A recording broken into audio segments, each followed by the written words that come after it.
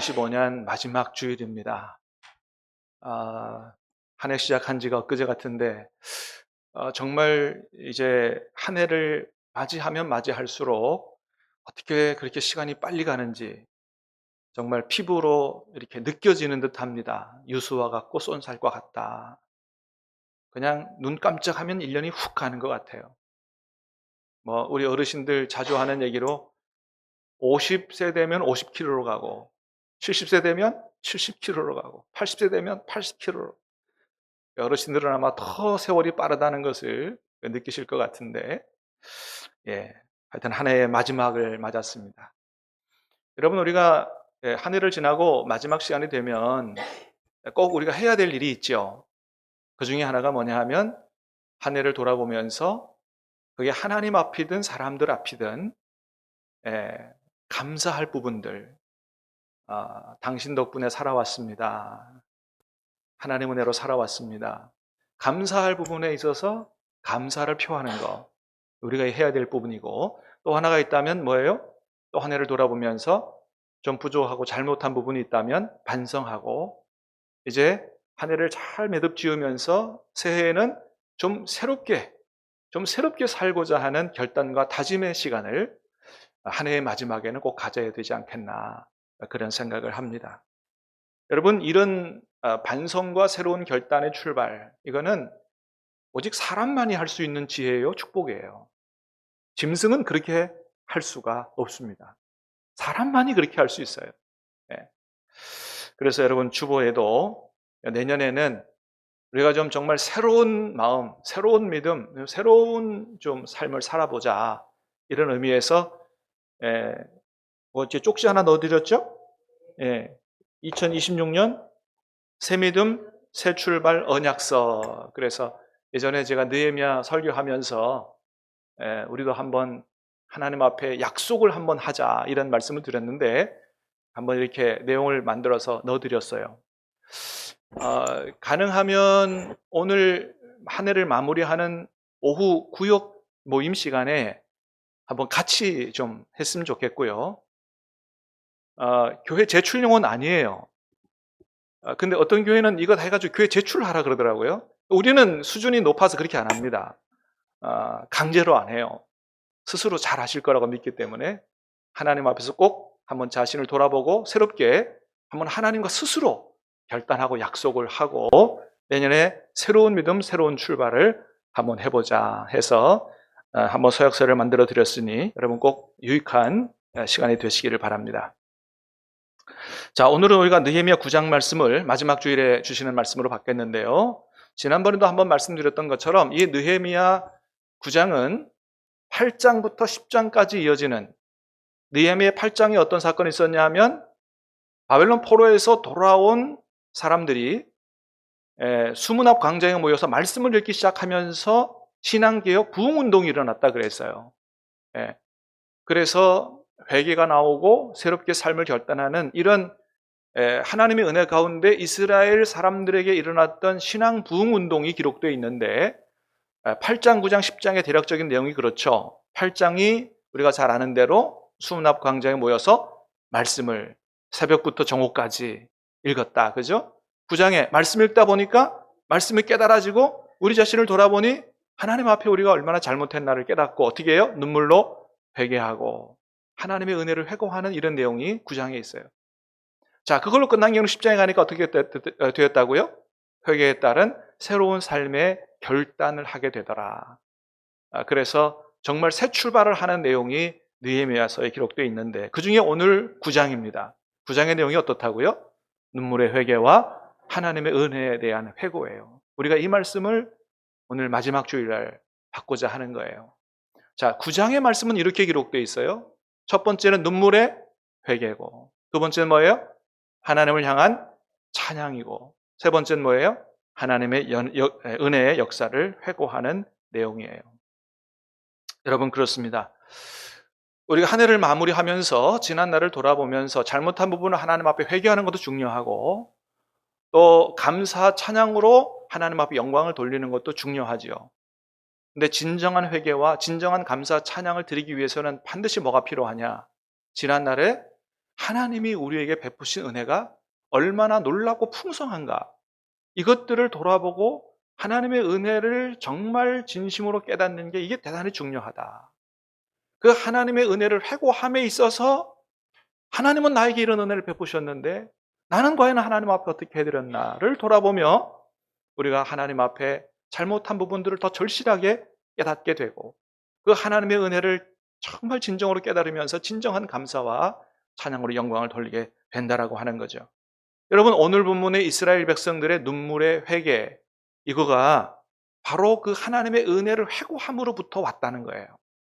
자, 그러면 오늘 본문에서 다 읽지 않았지만은 이스라엘이 자신들에게 베푸신 하나님의 은혜를, 어떤 은혜들을 돌아보게 됐는지를 한번 말씀을 보면서 우리 하나님 말씀을 듣도록 하겠습니다. 첫 번째는 7절입니다. 7절 같이 한번 읽어보겠습니다. 시작.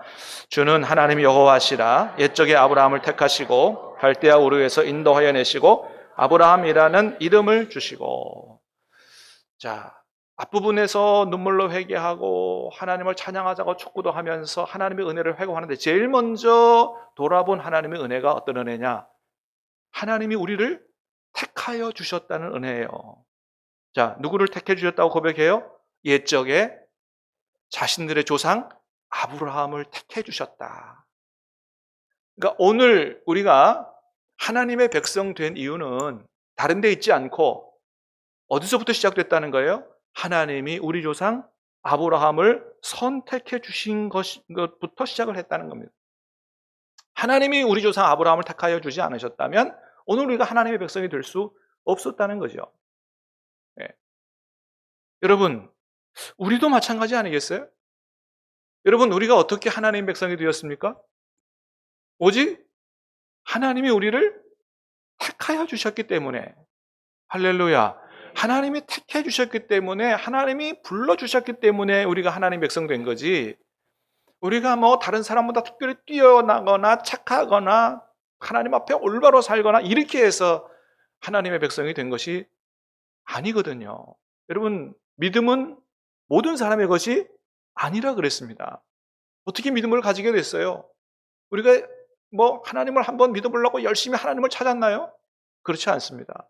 저도 부활절에 과자 준다 그래가지고 과자 얻어 먹으러 갔다가 그렇게 교회를 다니게 됐는데, 하나님의 은혜죠.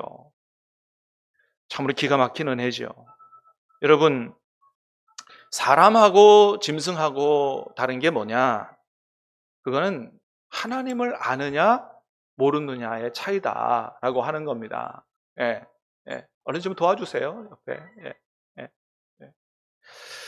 사람하고 짐승하고 차이가 뭐냐? 하나님을 아느냐 모르느냐의 차이다. 여러분, 좀 안 믿는 사람들이 얘기 들으면 좀 기분 나빠할 수도 있겠습니다만은, 좀 죄송한 얘기입니다만은, 하나님을 모르면 아무리 사람이라도 짐승하고 별로 차이가 없습니다. 아주 좀 별도리 생각해 보면 그렇습니다. 이 세상 살다가 다 죽고 풀고로 썩어지는 거예요. 단지 뭔 차이가 있느냐? 생김새가 조금 다르고요. 말하는 게 좀 다르고, 그죠?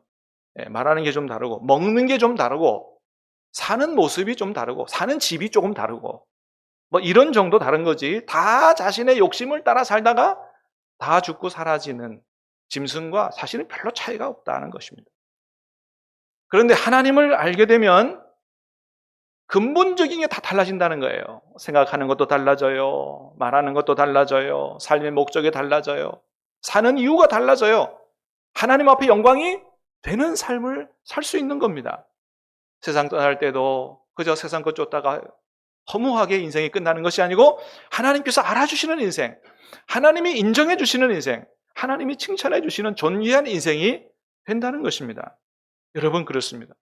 우리가 이렇게 하나님을 모르는 사람들과는 아주 근본적으로 새롭고 거룩한, 의미 있고 가치 있는 이런 삶을 살게 됐는데, 그렇게 새로운 삶을 살게 된 그 원인과 이유가 어디에 있었냐는 거예요.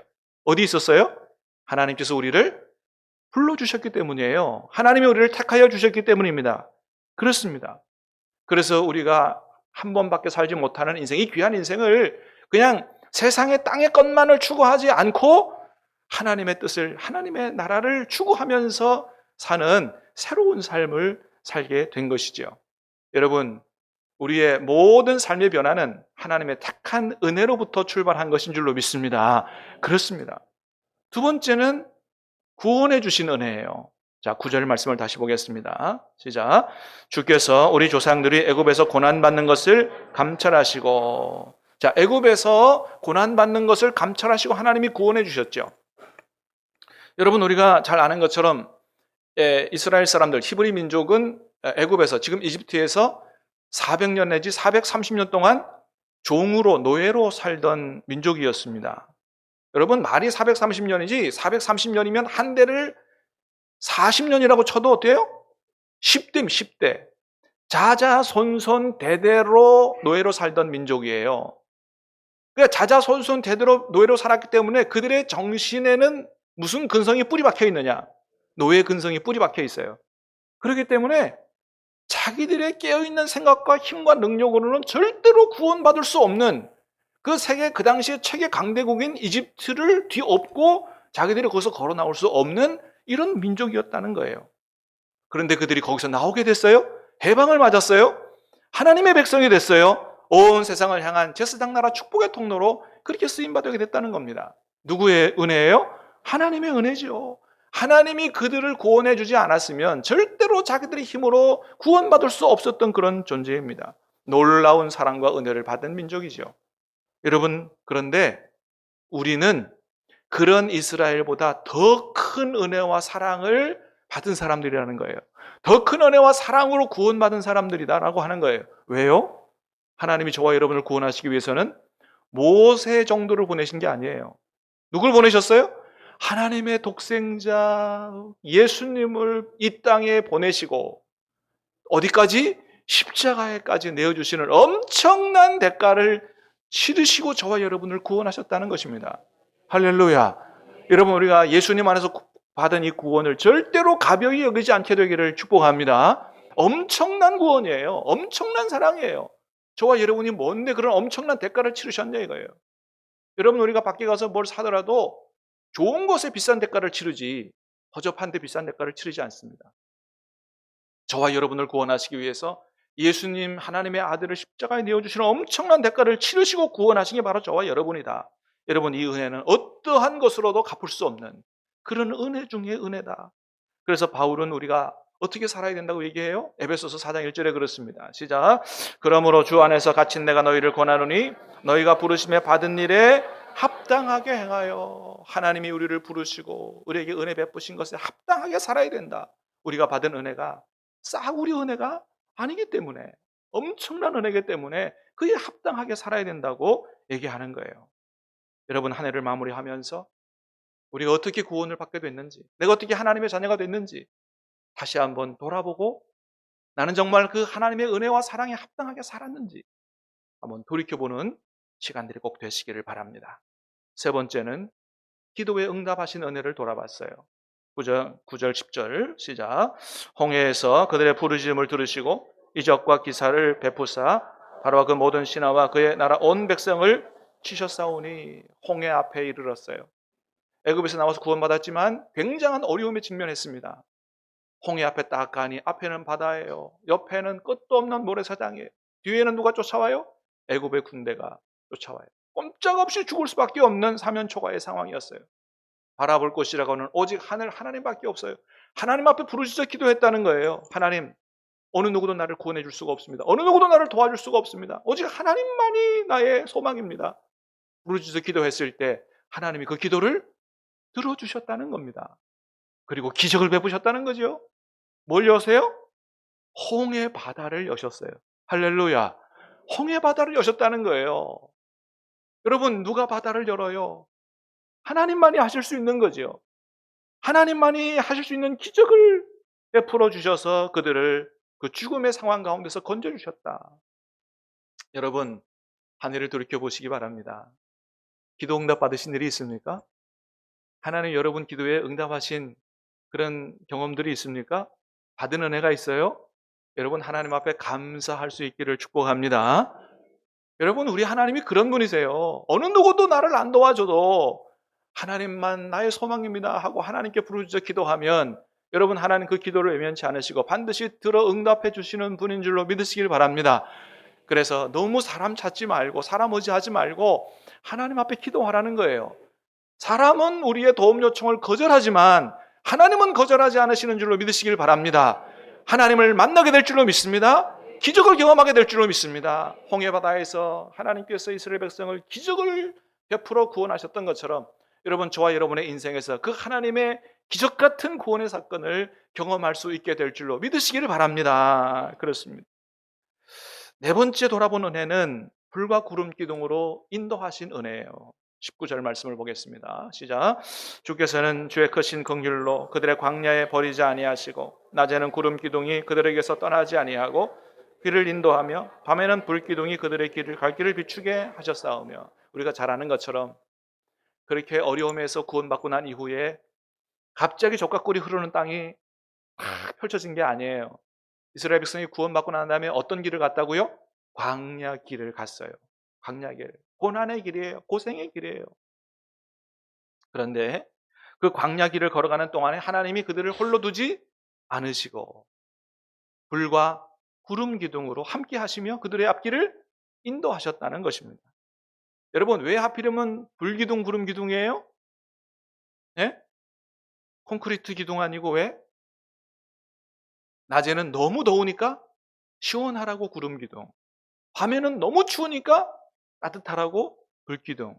다시 말해서 구름 기둥, 불 기둥으로 인도하셨다는 것은 하나님이 어떤 분이시라는 것을 얘기하냐 하면 광야를 걸어가는 이스라엘의 처지와 형편이 지금 어떤 상황에 있는지를 너무나도 정확하게 아시고 정확하게 지키시고 보호하셨다라고 하는 것을 얘기하는 거예요. 여러분 그렇습니다. 우리도 지금 어떻게 보면 광야 같은 이 세상을 살아가고 있어요. 살아가는 게 만만치가 않아요. 그런데 광야 같은 구원받고 하나님의 인도를 따라 살아가는 이 광야 같은 인생 가운데서 하나님이 우리를 그냥 홀로 버려두지 않으신다는 거예요. 여러분 함께 하시는 줄로 믿으시길 바랍니다. 인도하고 계시는 줄로 믿으시길 바랍니다. 지금까지 지나온 것도 하나님의 인도잖아요.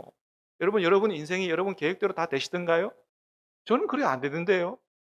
근데 돌이켜보면 하나님의 은혜인 것을 고백하지 않을 수가 없어요. 하나님이 인도하고 계세요. 여러분 우리에게 지금 필요한 것이 우리가 어떤 형편에 있는지 하나님이 다 보고 알고 계시는 줄로 믿으시길 바랍니다.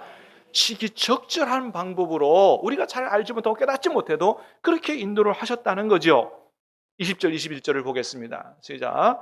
또 주의 선한 영을 주사 그들을 가르치시며 주의 만나가 그들의 입에서 끊어지지 않게 하시고 그들의 목마름을 인하여 그들에게 물을 주어 40년 동안 들에서 기르시되 부정함이 없게 하심으로 그 옷이 헤어지지 아니하였고 발이 부르트지 아니하였사오며 하나님이 그들에게 필요한 먹을 게 필요하구나 하늘에서 만나를 내려주셨다는 거예요. 옷이 필요하거나 옷을 주셨다는 거예요. 발이 부르트지 않도록 양말까지 주신 것 같아요. 이렇게 발이 부르트지 않도록. 예? 하나님이 다 필요한 것들을 주셨다. 몇 년 세월을 지났다고요? 40년 세월. 여러분 광야 같은 인생 40년 지나오시면서 돌이켜보시기 바랍니다. 하나님이 시시때때로 우리에게 여러 손길들 기적 같은 방법을 통해서 공급하신 그 은혜를 여러분 우리가 인정할 수밖에 없을 거예요. 그래서 우리 찬송하잖아요. 오늘 특별히 찬양 중심 예배라서 우리 그 찬송 못 불렀습니다마는 항상 저는 마지막 주일에 그 찬송 불러요. 지금까지 지내온 것 주의 크신 은혜라. 시간이 많이 가니까 그만하십시다. 집에서 꼭 부르시길 바랍니다. 여러분 지금까지 지내온 것 우리 주님의 은혜인 줄로 믿습니다. 그렇습니다. 뿐만 아니에요. 인도만 하시고 고생길만 걸어가게 하신 게 아니고 젖과 꿀이 흐르는 가나안 땅을 주셨다라고 하는 거죠. 23절 24절 시작. 주께서 그들의 자손을 하늘의 별같이 많게 하시고 전에 그들의 열조에게 들어가사 차지하라고 말씀하신 땅으로 인도하여 이르게 하셨으므로 그 자손이 들어가서 땅을 차지하되 그래서 그들에게 하나님이 예비하신 젖과 꿀이 흐르는 가나안 땅을 주셨다는 거죠. 여러분 어떻습니까? 예수님 안에서 여러분 하나님이 여러분에게 주시는 그런 젖과 꿀이 흐르는 축복의 땅을 경험하여 누리고 사십니까? 여러분 우리가 예수 믿는다고 다 꼭 부자가 되는 건 아니고 또 꼭 출세하는 건 아니지만 세상에서 줄 수 없는 우리 영혼의 신령한 은혜와 생명과 만족과 기쁨과 평강을 가지고 살잖아요. 또 어떤 분은 예수님 안에서 또 다른 축복도, 현세적인 축복도 누리고 살잖아요. 여러분, 하나님 우리에게 필요한 영육의 축복을 허락해 주신 줄로 믿습니다. 그래서 고린도전서 4장 7절에서는 그렇게 얘기해요. 시작. 내게 있는 것 중에 받지 아니한 것이 뭐냐? 누가 다 줬다는 거예요? 하나님이 주신 것이다. 믿습니까? 그렇습니다. 지금까지 우리에게 필요한 거 내가 노력하고 수고해서 했지만 다 하나님이 주신 것이다 라고 하는 거예요. 이렇게 이스라엘은 회개하면서 하나님의 은혜를 돌이켜봤어요. 하나님이 나를 택하여 주셨기 때문에 내가 하나님 백성이 됐다. 하나님께서 우리를 애굽에서 구원해 주셨다. 예수님이라는 큰 대가를 치르고 나를 구원해 주시고 우리 기도에 응답해 주시고 광야같이 험악한 세월을 사는 동안에 우리를 인도하시고 지키시고 먹여주시고 입혀주시고 예수님 안에서 풍성한 가나안 축복의 땅을 누리고 지금까지 살게 하셨다. 자, 그런데 그동안 우리는 나는 하나님 앞에 어떻게 해드렸나? 나는 그동안 이 놀라운 은혜를 베푸신 하나님 앞에 어떻게 하나님을 섬겼나? 돌아보아야 한다는 것입니다. 이스라엘 백성이 자신들을 돌아봤어요. 하나님의 은혜를 회고하는 데서 끝나지 않고 감사로 끝나지 않고 자신을 돌아봤어요. 어떻게 돌아봤느냐? 26절을 봅니다. 시작. 그들은 순종하지 아니하고 주를 거역하며 주의 율법을 등지고 주께로 돌아오기를 권면하는 선지자들을 죽여 주를 심히 모독하였나이다. 하나님이 이런 은혜를 베푸셨음에도 불구하고 이스라엘 백성들은 순종하지 않았어요. 주님을 거역했어요. 율법 말씀을 등졌어요. 오히려 하나님의 말씀을 전하는 종들을 죽였다는 거죠. 다시 말해서 한마디로 폐역의 삶을 산 거예요. 돌이켜보니 하나님의 역사는 은혜의 역사예요. 우리의 삶은 폐역의 역사임을 인정하지 않을 수 없었더라라고 하는 거죠. 그래서 하나님이 그들을 대적의 손에 넘겼어요. 다시 하나님께로 돌아오도록 그랬더니 하나님 앞에 살려달라고 부르짖었어요. 하나님이 그 기도를 들어 응답해 주셨습니다. 자, 28절입니다. 시작. 그들이 평강을 얻은 후에 다시 주 앞에서 악을 행함으로 하나님이 건져주셔서 평안한 삶을 사는데 또다시 어떻게 해요? 악행을 행했다. 여러분, 우리는 어떠냐 이거예요. 우리도 계속해서 이런 삶을 살아오지는 않았느냐는 것입니다. 그래서 당시에 에스라와 느헤미야 지도자들을 중심으로 해서 이제 우리는 더 이상은 우리가 하나님 앞에 이렇게 해서는 안 된다. 더 이상 불순종, 그다음에 불신앙, 패역한 삶을 살지 말고 정말 하나님 앞에 새로운 삶을 결단하고 하나님 앞에 약속하는 글을 써서 도장을 찍어 하나님 앞에 드리자. 이렇게 해서 서약서를 쓴 것이 오늘 본문의 끝에 38절이에요. 38절을 보겠습니다. 38절 시작. 우리가 이 모든 일로 말미암아 이제 견고한 언약을 세워 기록하고 우리의 방백들과 우리 사람들과 제사장들이 다 인봉하나이다 하였나이다. 그래서 이스라엘 백성들이 이제는 하나님을 새롭게 섬기겠습니다라고 결단하고 써서 도장 찍어 하나님 앞에 드린 것이 서약서예요. 그래서 우리가 이렇게 똑같이는 못하더라도 우리도 한번 이렇게 어느 정도는 한번 해보자. 그래서 서약서를 만들어 드렸어요. 나는 정말 나도 이렇게 해보고 싶다. 도장 찍어서 하나님께 드리고 싶다. 예, 여러분 송구영신 예배 때 헌금할 때 드리세요. 제가 잘 받아서 하나님 앞에 드릴게요. 그러나 강제하지는 않습니다. 여러분 꼭 하나님과 새로운 삶을 약속하는 귀한 시간을 가져보시길 바랍니다. 제가 지난 월요일에는 저희 외삼촌이 돌아가셔서 서울을 다녀왔고요. 지난 금요일에는 우리 옆에 교회 초급교회 원로 목사님께서 돌아가셔서 장례식에 다녀왔습니다. 저희 외삼촌은 77세에 돌아가셨고 김정강 목사님은 86세에 돌아가셨습니다. 이번에 장례를 2번 치르면서 다시 한번 깨닫게 된 것은 78세든 87세든 우리 모두는 언젠가는 한번 이 세상을 떠나야 된다는 것입니다. 그때는 가족도 함께 해줄 수 없고 우리 혼자서 단독자로 하나님 앞에 서야 한다라고 하는 거예요. 우리가 한 세상을 다 살고 하나님 앞에 서게 될 때 우리의 인생이 하나님 앞에서 평가를 받게 될 것입니다.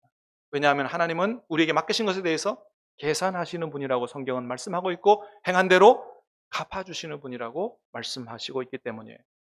여러분 우리가 언제 하나님 앞에 서게 될까요? 10년 후? 20년 후? 아무도 모릅니다. 내년이 될 수도 있습니다. 그러므로 올 한 해가 다 가기 전에 우리는 다시 한번 우리 지난 날들을 돌이켜보고 하나님을 새롭게 섬기겠다는 새 믿음 새 출발의 결단을 반드시 해야 된다라고 하는 겁니다. 이 하나님의 놀라운 은혜 앞에 나는 어떻게 삶을 살아드렸나? 정말 하나님 기뻐 받으실 만한 향기로운 제물로 그렇게 드려졌는가?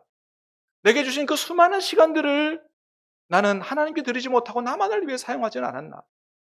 하나님보다, 예? 하나님보다 사람을 더 의지하고 주님보다 물질을 더 사랑하는 삶을 살지는 않았나? 하나님 내게 주신 귀한 것들을 그저 나만을 위해서 쌓아놓는 인색한 삶을 살지는 않았나? 돌아볼 필요가 있다고 하는 겁니다. 한 해를 마무리하면서 우리 자신들을 돌아볼 만한 시를 제가 주보에 하나 써드렸어요. 한번 다시 읽어보겠습니다. 꽃은 피는가? 돌담 곁에 장미 한 송이 탐스럽게 피는가? 수고했다. 꽃 한 송이 피는 동안 얼마나 많은 수고로